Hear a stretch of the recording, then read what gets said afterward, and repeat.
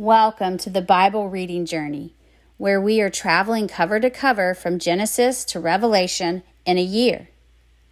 If you have been here before, welcome back.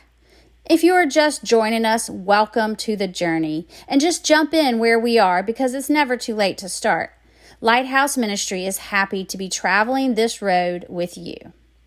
Today, we are on day number 40 of the Bible reading journey. Today's reading itinerary is Leviticus, chapters 24 through 27. You might want to pause here and first dive into today's reading for yourself.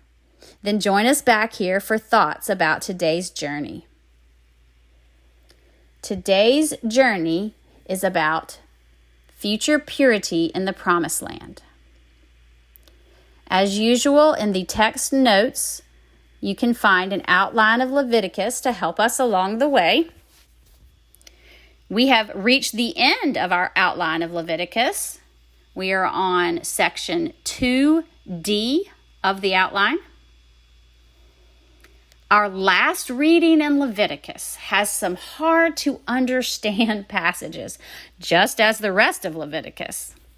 But as with the other chapters, let us look at the big picture. What theme and big message do we see God telling the Israelites? I'm really excited about what I believe the Spirit has to share with us today from today's reading. We're going to use 4 often repeated statements from this reading to highlight 4 very important questions and answers that do apply to us today. So here we go. Statement number 1. I am the Lord. We see that throughout these readings. And that answers a vital question. Who is God?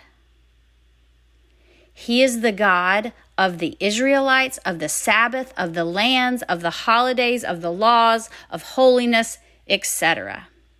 Psalm 24:1 tells us the earth is the Lord's and everything in it, the world and all who live in it. Statement number 2. I am the Lord your God. We see that over and over in these readings. And that answers the vital question, who is God to the Israelites? He is their rescuer from Egypt. He is their protector in the wilderness. He is their provider in the future land of Canaan. He is their everything. The third often repeated statement is, you are my people. This statement answers the question, who are the Israelites in relation to God? They belong to God. They are His people, His servants, His children. They are to reflect His holiness. And lastly, the often repeated statement is, just as the Lord had commanded. And that answers our last vital question, how should the Israelites respond? Fear and obedience. Why? To keep them from sinning. Why? For their own good.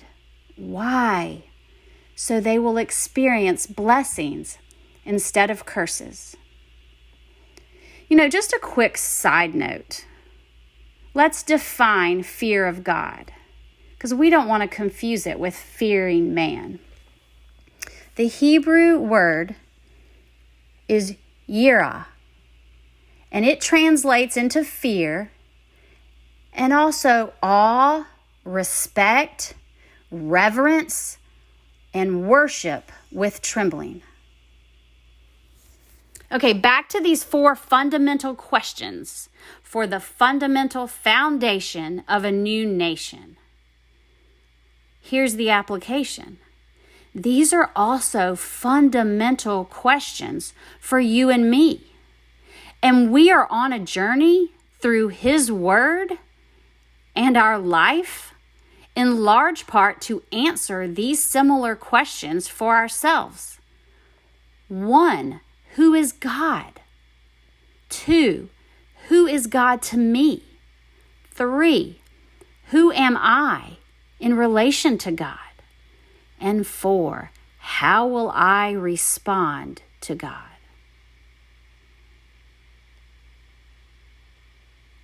And the thought of the day comes from A.W. Tozer. What comes into our mind when we think about God is the most important thing about us. And the challenge of the day explains the why behind that quote. What we believe about God shapes our thoughts, emotions, beliefs, actions, behaviors, the whole course of our lives. Seek to know Him personally, not just by other people's ideas of Him. Our memory verse of the day comes from Matthew 6:33. This is the NASB translation. But seek first His kingdom and His righteousness, and all these things will be added to you. The text notes contain information on how to find us on YouTube, Facebook, and email. Happy travels today. See you next time. This is Lisa at Lighthouse. God bless. At Lighthouse, God bless.